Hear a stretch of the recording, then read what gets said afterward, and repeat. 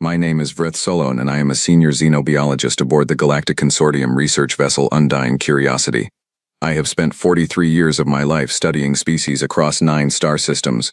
I have cataloged apex predators, documented extinction events, and once sat 2 meters away from a Crovian rockstalker without flinching, which is something my colleagues still refuse to believe. I say all of this not to impress you. I say it so that when I tell you what happened during the Human Death World Study Phase 7, you will understand that I am not a being who scares easily. And yet, Phase 7 scared me. Not because of the predator.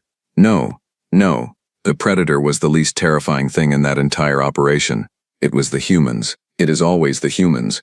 Let me give you some context because context matters, especially when the Consortium Review Board later tried to pretend this entire experiment had gone largely as planned. Spoiler, it had not. Not even slightly. Not even in the most generous, squinting, creative reinterpretation of the word planned. The experiment began as a simple behavioral stress test. The question on the table as proposed by lead researcher Davin Priel and co-signed by 4 other scientists who should have known better, was this.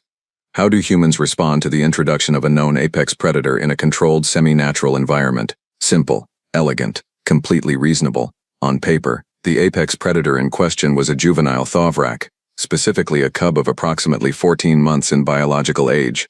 For those of you unfamiliar with Thovrak anatomy, I will describe it briefly. A Thovrak is a 6-limbed carnivore native to the moon Grevash IV. At full maturity it stands nearly 3 meters at the shoulder, weighs roughly 800 kilograms, and possesses retractable keratin blades along its forearms that can shear through grade 4 hull plating. Its hide is layered in dense overlapping scale-like dermal plates. Its jaw pressure is strong enough to crush bone, metal, and the professional confidence of anyone who ever said I've seen worse. At 14 months, the cub we selected, whom the research team internally designated as Subject Thovrak 1, weighed a modest 160 kilograms, still capable of severe bodily harm, still possessing those forearm blades, though they were not yet fully calcified, still loud enough when it vocalized, to make 3 of my junior staff members drop their data tablets in pure reflexive terror. We called the cub Fenrath. Not officially, of course. Officially it was Subject Thovrak 1, but Devan started calling it Fenrath on day 2 of the pre-deployment observation period because, and I quote, it has the energy of a Fenrath storm. Wild, unpredictable, and exhausting. The name stuck. Names always stick when Devan gives them. It is one of his more dangerous qualities. The human subjects were selected with equal care. 3 individuals, volunteers from the Terran Integration Program, all of whom had signed consent forms acknowledging they were participating in a non-hostile xenobiology interaction study, which was technically accurate. We had not told them a Thovrak cub would be involved. We had described it as a large, unfamiliar animal. Legal had reviewed the forms. Legal had approved the forms. Legal, I suspect, had not actually read the forms. The first human was a woman named Petra Voss, age 31, occupation listed as wilderness guide and survivalist instructor. She had spent 6 years leading expeditions through the Patagonian ranges of her planet's southern continent, and had, on one occasion, fended off a fully grown Terran bear with nothing but a walking stick and, reportedly, a lot of shouting. I read her file 3 times. I still was not sure if she was brave or simply had no functioning self-preservation instinct. The second human was a man named Rudo Bakari, age 26.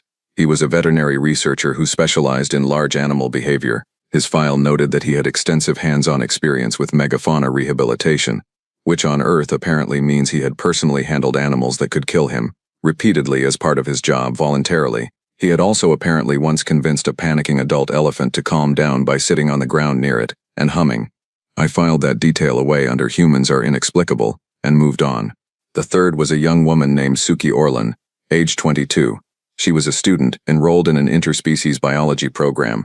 She had no survival training listed, no field experience, no documented history of reckless bravery. What she did have was a 3-page supplementary note from her academic supervisor, describing her as alarmingly fearless around large animals, to a degree that is either a gift or a serious problem and possibly both. She had been selected according to Davin's notes because she was an outlier who will produce interesting data. I had looked at those 3 files and felt something I can only describe as preemptive concern. The kind of concern a person feels when they watch someone confidently pour an unidentified liquid into a reaction vessel without checking the label. But the experiment had been approved, the habitat had been prepared, Fenrath had been transported, and so, on the morning of what I will forever think of as the day the experiment left the building, we began Phase 7. The habitat was a large enclosed structure, roughly 300 meters by 200 meters, designed to replicate a temperate mixed forest environment. Real trees had been cultivated inside. A shallow stream ran through the eastern quadrant. There were rock formations, clearings, and 2 small ridgelines that gave the space actual elevation variation. It had taken 14 months to construct. It was, genuinely, beautiful work. We had seeded it with the smells and sounds of a natural ecosystem through a sophisticated sensory emitter array. The temperature was calibrated to within half a degree of Grevash-4's surface average. We had even replicated the exact soil composition of Fenrath's native territory, because Davin had read that Thovrak cubs navigate partially by ground scent, and he wanted the cub to feel, and I cannot stress enough how much I hated this word choice at the time, at home. Fenrath had been introduced to the habitat 36 hours before the humans, to allow it time to settle, establish territorial markers, and in Davin's words, find its feet. What Fenrath had actually done during those 36 hours, according to the monitoring logs, was sprint back and forth across the entire habitat 17 times, uproot a small tree for no apparent reason, eat it partially, abandon it, splash through the stream repeatedly, and then spend 4 hours in the northeastern rock cluster making a sound that our acoustic analysts could only describe as low-level aggressive contentment, whatever that meant. When the humans entered the habitat on the morning of day 1, we watched from the observation gallery above. The gallery ran the entire length of one long wall, with one-way transparency panels and full sensor coverage. 12 researchers, myself included, were present. We had coffee. We had data tablets. We had emergency extraction protocols in place because we were not entirely without sense. Petra entered first, moving with the calm, measured stride of someone who had spent years walking through environments where things could kill her. She scanned the tree line, clocked the stream, noted the rock formations, and then stood still for approximately 20 seconds just listening. Rudo came in behind her, and he did something interesting immediately. He crouched down, picked up a handful of soil, smelled it, and then rubbed it between his fingers with an expression of deep professional interest. He looked up at the tree canopy, then back at the ground. Suki walked in last and stopped, looked around at the whole habitat with wide eyes and said loudly enough for our audio pickups to catch clearly, "Oh, this is brilliant. Not this is dangerous. Not what am I walking into. Just brilliant." Up in the observation gallery, my colleague Thevra Ondas leaned toward me and whispered, "I already have a bad feeling about her." I told Thevra she was being dramatic. I was wrong. Fenrath found them within 40 minutes. Or more precisely, Fenrath smelled something new in its territory, decided this was unacceptable, and went to investigate with the focused energy of a creature that has not yet learned the concept of caution. The cub came out of the northeastern rock cluster at a fast trot, moving through the tree line with surprising quiet for something that weighed 160 kilograms. Our thermal imaging tracked it perfectly. It slowed as it got within about 50 meters of the human's position, picking up their scent trail. Then it stopped. Petra and Rudo had noticed. Petra had gone completely still. Rudo, remarkably, had slowly crouched down and was watching the tree line with the patient stillness of someone who had done this before, professionally. Suki had not noticed because Suki had found the stream and was currently crouching over it, looking at something in the water with intense concentration, completely unaware that 160 kilograms of juvenile apex predator was standing in the trees 30 meters behind her. In the observation gallery, someone said, "Oh no," very quietly. I think it was me. Fenrath stepped out of the tree line. The cub was genuinely imposing, even at this age. Its dermal plates caught the habitat lighting and gave it a slate-gray armored appearance. Its 6 limbs moved in the fluid, overlapping gait pattern characteristic of Thovrak locomotion, smooth and disturbingly quiet. Its head was low, scenting. Its forearm blades were slightly extended, which in Thovrak body language indicated alert curiosity rather than aggression, but which also looked to any reasonable observer deeply alarming. Petra saw it first. She did not scream. She did not run. She turned her body side on, which reduced her silhouette, dropped her center of gravity slightly, and raised one hand in a slow open palm gesture that apparently was a standard Terran signal meaning stop. I am not a threat. Whether Fenrath understood Terran hand signals was obviously irrelevant, but the gesture was slow and deliberate enough that it did not trigger a pursuit response. Rudo had seen it too. He remained exactly as he was, crouched, still, watching. Fenrath took 3 more steps forward, stopped, and made the low vocalization our acoustic team had been cataloging all week. A deep rolling vibration somewhere between a growl and a purr, which was confusing enough that even our specialists could not fully agree on what it indicated. And then Suki stood up from the stream. She turned around. She came face to face with Fenrath at a distance of approximately 12 meters. There was a moment, it could not have been more than 2 seconds of absolute stillness, and then Suki said, in a voice that was genuinely calm, with a kind of awed delight that I can still hear clearly in my memory. "Oh, hello, you are enormous." Fenrath froze. The cub had been raised in a controlled environment with limited social contact, specifically to preserve its natural behavioral responses for the purposes of the experiment. It knew prey scent, it knew threat response patterns. It did not know what to do with a small, soft-bodied creature that had just looked directly at it with zero fear, and spoken to it with the warmth of someone greeting an old friend. Fenrath's head tilted, one full rotation to the left, like a creature whose internal database had just returned an error. Suki took one small step forward.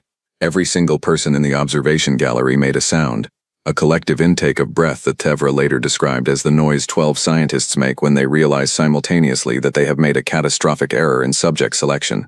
Rudo said quietly, without moving. "Suki, do not move." Suki said, "It is not displaying aggression. Look at the shoulder posture." Rudo said, "I know what the shoulder posture means. I need you to, Suki, please do not move." Suki said, "I just want to see its face better." Fenrath made the rolling vocalization again, louder this time. It took one step toward Suki. Suki crouched down slowly until she was at a lower eye level than the cub, and held out one hand, palm up, fingers loosely curled. The exact gesture Rudo told us later in the debrief that he used with large animals during rehabilitation work. The gesture that says, "I am making myself small. I am not competing with you. I am here." In the observation gallery, Davin grabbed my arm. Fenrath lowered its head. It sniffed Suki's outstretched hand. Then it made a sound that none of us had recorded before. A shorter, softer version of the rolling vocalization, quieter, almost tentative. Suki said, barely above a whisper, "There you are." And Fenrath sat down, not a defensive crouch, not a pre-attack compression of weight. It sat fully, in the way that large, heavy animals sit when they have decided, on some ancient instinctual level, that they are no longer in a situation that requires them to be ready to move. In the observation gallery, 12 xenobiologists stared at a screen in complete silence. Devon, after approximately 15 seconds, turned to the group and said, "This is unexpected." I told him that was the understatement of the century. He agreed. Over the next 3 hours of day 1, something happened that I can only describe accurately as a systematic destruction of our experimental framework. Fenrath did not behave like a territorial apex predator introducing itself to prey. Fenrath, after that first hesitant moment with Suki, began to follow the 3 humans around the habitat with the persistent, slightly pushy energy of a creature that had decided these odd-smelling, soft-bodied newcomers were interesting. Rudo, to his enormous credit, immediately shifted into what he called rehabilitation mode, which meant he stopped thinking about the experiment entirely and started thinking about the animal. He moved around Fenrath with practiced confidence, never making direct, sustained eye contact, never moving suddenly, narrating quietly to Petra and Suki exactly what the cub's body language was communicating. Shoulder drop, that means it is relaxed. Head tilt, curiosity. That sound is, I think, contentment, or something close to it. Petra, who had spent 6 years in environments full of animals that could kill her, adapted with a speed that was almost offensive. Within an hour she was moving around Fenrath with comfortable awareness, the same way she moved through wilderness terrain, with respect and attention but without fear. And Suki had somehow, within those 3 hours, convinced Fenrath to let her touch the side of its jaw. I watched it happen on the monitoring feed. She had not rushed it. She had crouched near the cub for nearly 40 minutes, just being present, occasionally talking in a low, even voice, not trying to reach out, just existing near it, and Fenrath had gradually shifted closer and closer, drawn in by something I do not have a scientific term for, until it was close enough that when Suki slowly raised her hand and rested her fingers very gently against the side of its jaw, the cub simply let it happen. Fenrath turned its massive head slightly into the contact. Devra, beside me, said, "I genuinely do not know what I am looking at." I said, "I think we made a mistake releasing an apex predator into an enclosure with humans." Devra said, "You think it was a mistake because," I said, "because I think the humans are winning." By the end of day 1, our experiment had produced exactly 0 data on human stress responses to apex predators because the humans were not stressed. What we had instead was 47 pages of observational notes on an unprecedented cross-species social bonding event, 3 increasingly excited voicemails from Davin to the review board, and 1 juvenile Thavrak who had, by the evening monitoring window, draped approximately 40 kilograms of its front end across Rudo's legs, while Rudo sat calmly against a rock formation and scratched behind its dermal plate joints. "It likes that spot," Rudo said to no one in particular. Probably to us through the audio feed, probably knowing we were watching every second of this. Right where the plate edges overlap. Probably gets itchy there. From the observation gallery, I watched 160 kilograms of apex predator close its primary eyes and produce the long, rolling vocalization that our acoustic team had been cataloging all week. "That is definitely contentment," Thegra said. "Write it down," I said. "I am writing everything down," she said. "I have been writing everything down since hour 1. I have not stopped writing." Good. We were going to need every word of it. Because day 2 had not even started yet, and I already knew with absolute certainty that whatever we thought this experiment was going to be, it was not going to be that. Not even close. I want to be clear about something before I continue. The Galactic Consortium research vessel Undying Curiosity has produced in its 31 years of operation some of the most significant xenobiological research in recorded history. We have cataloged 214 species. We have published landmark papers on predator cognition, death world ecology, and interspecies chemical communication. Our work is cited in textbooks across 40 star systems. None of that prepared us for day 2, not even slightly. Day 2 began at approximately 0600 habitat time, which was when our overnight monitoring team sent a message to the main research channel that simply read, "You all need to see the night footage. All of it, right now." I had been awake for 6 minutes. I had not yet had my morning nutrient supplement. I pulled up the footage anyway because when your overnight monitoring team sends a message with that level of urgency at 0600, you do not wait for breakfast. The footage showed the following sequence of events. At 0130, Fenrath had moved to the sleeping area where the 3 humans had set up their rest stations, simple cots with thermal blankets positioned near the central clearing. The cub had circled the perimeter of the clearing 3 times, scenting, and then settled itself approximately 4 meters from the nearest human, which was Rudo. This on its own was notable. Thavrak cubs in the wild do not voluntarily reduce distance to unknown species during rest periods. That behavior runs completely against documented territorial instinct. At 0230, Fenrath had shifted position, now 2 meters from Rudo. At 0340, 1 meter. At 0415, Fenrath was pressed against the side of Rudo's cot with its chin resting on the habitat floor and its primary eyes half closed, and Rudo, who had apparently woken up at some point during this gradual approach and made a conscious decision to simply allow it, was lying completely still with one arm draped over the edge of the cot, his fingers resting loosely on the top of Fenrath's head.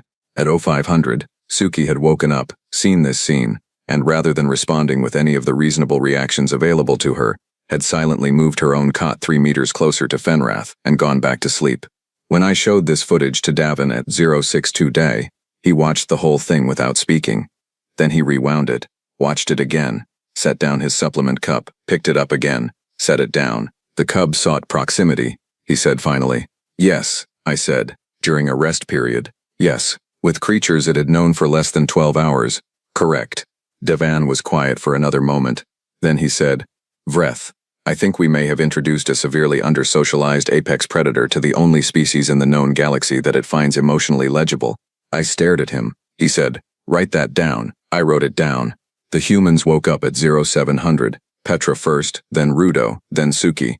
Their morning routines were individually fascinating pieces of data. Petra woke up, assessed her surroundings with the swift, comprehensive visual sweep of someone who had slept in dangerous places many times, registered Fenrath's presence 2 meters away, nodded once as though this was simply a fact to be filed and managed, and then began her morning physical conditioning routine in the clearing. Push exercises, balancing movements, controlled breathing sequences. She moved through it all with focused efficiency, completely unbothered by the juvenile apex predator watching her from 3 meters away with the tilted head curiosity of a creature encountering something it did not have a classification for. Fenrath watched her for about 20 minutes. Then, apparently deciding that what Petra was doing looked like a challenge of some kind, the cub stood up, stretched in the full Thovrak morning extension sequence that deployed all 6 limbs in a slow, powerful spread, and then began pacing along the clearing perimeter with the bouncing, slightly excessive energy of a young animal that had a lot of stored momentum and no clear plan for it. Petra, without pausing her routine, said, "Yes, I see you. Very impressive. You have more legs than I do and you are still slouching." Fenrath made the short, curious vocalization. Petra said, "Do not give me that." In the observation gallery I wrote, "Human subject Petra Voss has begun verbally critiquing the posture of a Thovrak cub." Then I looked at what I had written. Then I left it there because it was accurate, and accuracy matters in science. Rudo spent his morning doing something that made my entire research team lean toward their monitoring screens simultaneously. He had produced from his personal kit bag a small handheld device he had apparently brought into the habitat without flagging it on his equipment manifest, which I would later have a significant administrative conversation with him about, and was using it to record detailed observational notes about Fenrath's anatomy and behavior from close range, not from a safe distance. Close range, as in, he had positioned himself approximately 2 meters from the cub, who was eating a protein supplement block we had left in the habitat, and was quietly narrating into his recorder while making small sketches on a datapad. Forearm blade calcification appears to be approximately 60% complete, consistent with 14-month developmental stage, Rudo said to his recorder. Dermal plate overlap pattern suggests recent growth surge. There is visible stretching at the posterior junction points, probably uncomfortable. He paused, looked at Fenrath, said conversationally to the cub, "Are those sore, the back plates?" Fenrath looked up from the protein block, chewed, looked at Rudo with the flat ancient patience of a predator that is currently eating and cannot be bothered to be offended. Rudo said, "I will take that as a yes. Later I want to look at those junctions properly, if you will let me." Fenrath went back to eating. Rudo made a note. The Vra next to me said in a very quiet voice, "He is negotiating examination consent with a Thovrak cub." I said, "He is." "Yes," she said, "and it is working." I said, "It appears so." She said, "Vreth, I want you to know that I studied xenobiology for 11 years, and nothing in my training covered this." I said, "Nothing in my training covered this either, and I have been doing this for 43 years. Suki's morning activity was the one that produced the most direct data catastrophe for our original experimental framework. She spent the first hour after waking up just being near Fenrath. That was genuinely the most accurate description I could put in my notes. She sat in the grass about 3 meters from the cub, with her legs crossed and her hands in her lap, and she was present in the deliberate, patient way that Rudo had described the previous day as the foundational behavior of large animal trust building. She was not performing it. She was simply doing it, naturally, as though it were obvious. Fenrath finished eating, stretched again, and then walked directly to Suki and sat down facing her at a distance of approximately 60 centimeters. At 60 centimeters, a 14-month Thovrak cub is close enough that you can feel the thermal output from its dermal plates. It is close enough that the size differential becomes very visceral. The cub's head, just its head, was larger than Suki's entire torso. Suki looked up at it and said, "Good morning." Fenrath made the low, rolling vocalization. "The long one. The contentment one." Suki smiled. Then she said, "And I want to be precise about this because I read back the audio transcript 4 times and it did not change.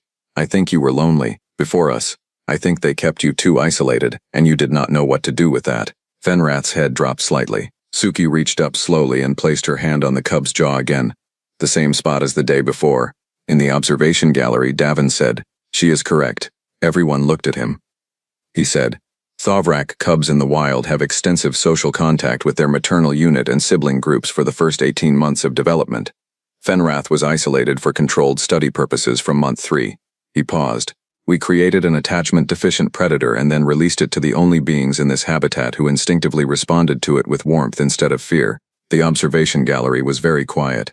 Davin said, "I am going to need to revise our ethics protocols significantly." I said, "That is the least of what you are going to need to revise." By midday of day 2, the experiment had entirely ceased to be an experiment, and had become something I was struggling to categorize. It was not a failure exactly. We were collecting extraordinary data. It was simply not the data we had planned to collect. What we were watching was a real-time first-contact social integration event between a juvenile apex predator and 3 humans, and it was progressing with a speed and smoothness that defied everything we understood about Thovrak developmental behavior. Petra had, somehow, turned her morning exercise routine into a shared activity. She had started doing her balance sequences near Fenrath, and the cub had begun mirroring some of the postures in that not-quite imitation way that young animals do when they are processing new movement patterns. When Petra did a slow, controlled single-leg stance, Fenrath would lift one of its 6 limbs and hold it extended, wobbling slightly, with what I can only describe as concentrated effort, and the expression of an animal that has committed to something and refuses to give up on it. "Good," Petra told it, completely seriously. "Engage the core. You have 6 of them, so you have no excuse." Fenrath wobbled, did not put the limb down. Petra said, "Better." Rudo had spent the afternoon in close proximity to Fenrath, and true to his morning intention, had conducted what was essentially a voluntary physical examination of the cub's posterior dermal plate junctions. Fenrath had tolerated this with varying levels of patience, occasionally turning its head to look at what Rudo was doing with the mild, resigned expression of a patient who has accepted that the examination is necessary, but would like it on record that they are not enjoying it. "The tissue here is inflamed," Rudo told Petra, who had come over to observe. "Growth-related. Not infected, just stretched. In large terrestrial animals, I would apply a topical anti-inflammatory. I do not know if Thorvrak physiology would respond similarly. Petra looked at Fenrath. Does that hurt? Fenrath made a short, slightly sharper vocalization. Rudo said, I am going to take that as yes.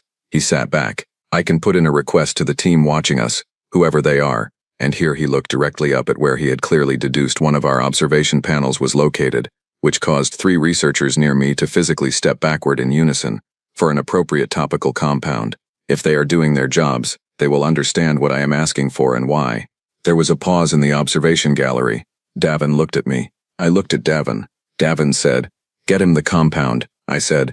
We are now providing veterinary support to our experimental predator at the request of our human subject. Devon said.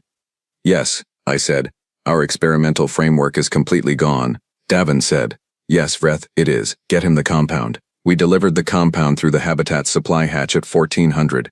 Rudo collected it, read the label, nodded, and applied it to Fenrath's posterior plate junctions with a practiced efficiency that made it look like he had done this 100 times on 100 different species. Fenrath bore it with dignified stillness, and then, when Rudo finished, turned around and pressed the top of its head against Rudo's chest with enough force to knock him back 2 full steps. Rudo caught his balance, laughed, and put both hands on the sides of Fenrath's head. All right, he said. All right. You are welcome. From the observation gallery, Thevra said, Are we watching a human become friends with a Thorvrak? I said, We are watching 3 humans become friends with a Thorvrak. She said, For the record, I want to note that I told you on day 1 that I had a bad feeling about subject 3. I said, You did.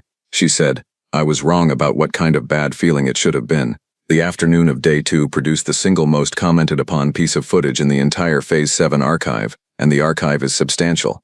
If you have read any of the consortium's published summaries of this study, you have probably encountered a reference to what became known internally as the river incident, though calling it an incident is generous.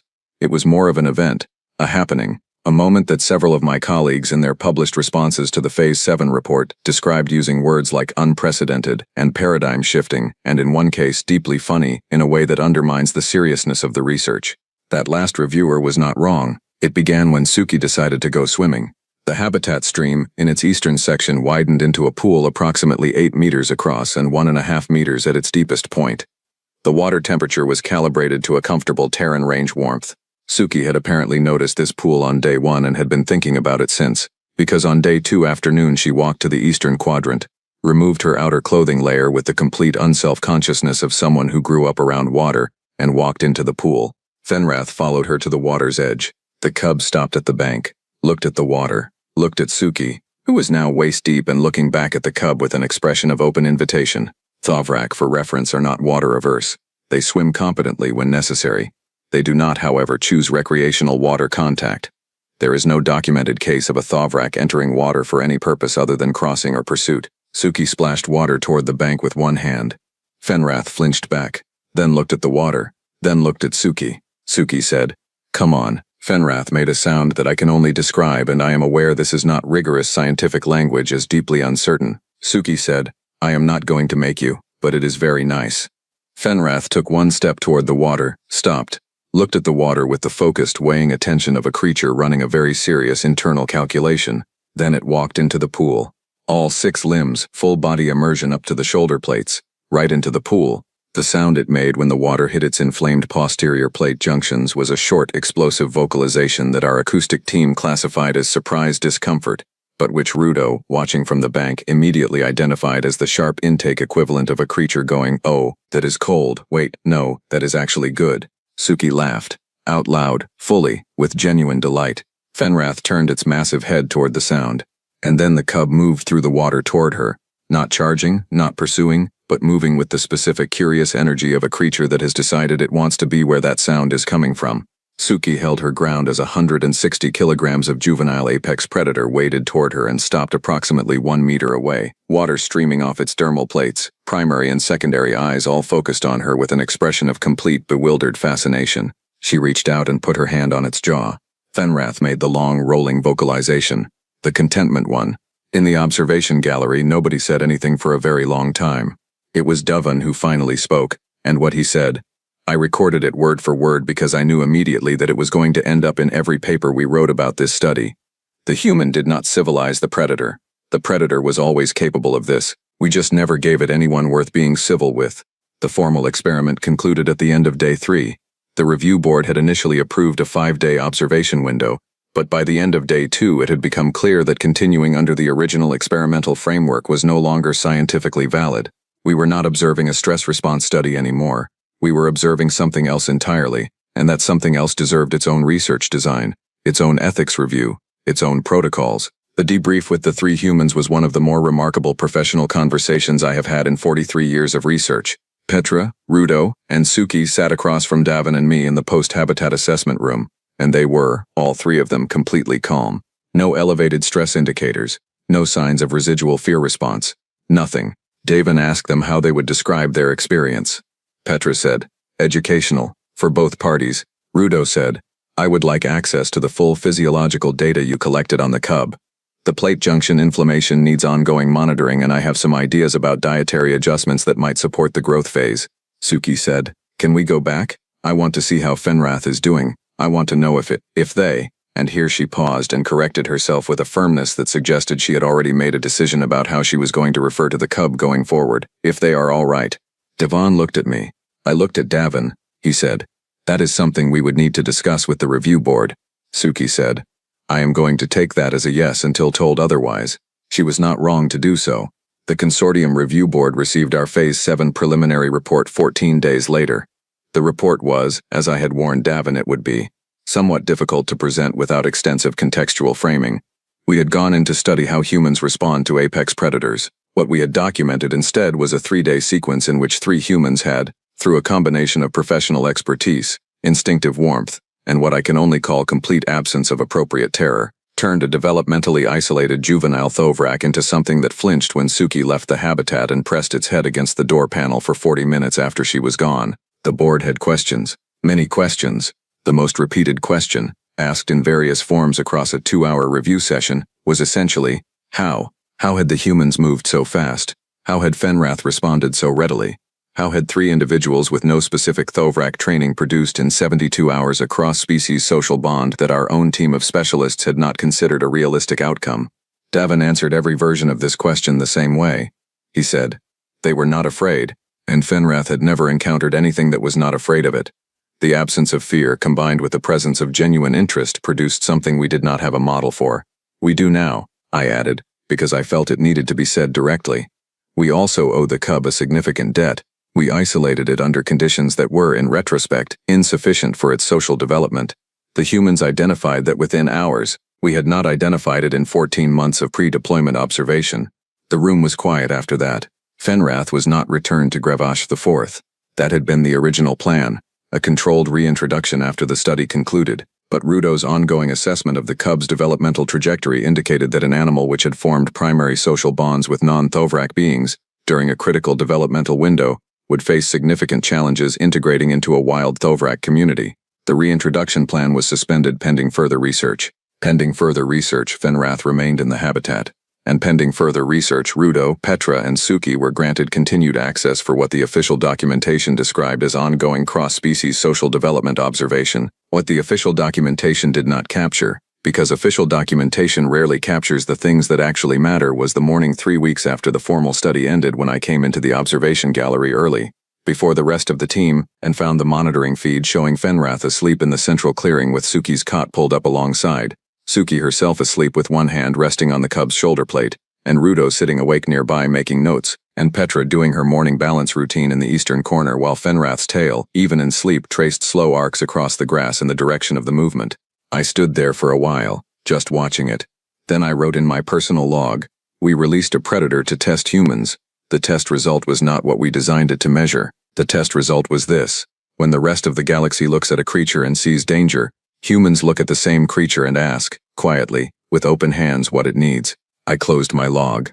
I went and got my morning supplement, and somewhere in the habitat below, Fenrath woke up, stretched all 6 limbs in the full morning extension sequence, looked at the 3 sleeping and waking humans around it, and made the long, rolling, low vocalization, the contentment one.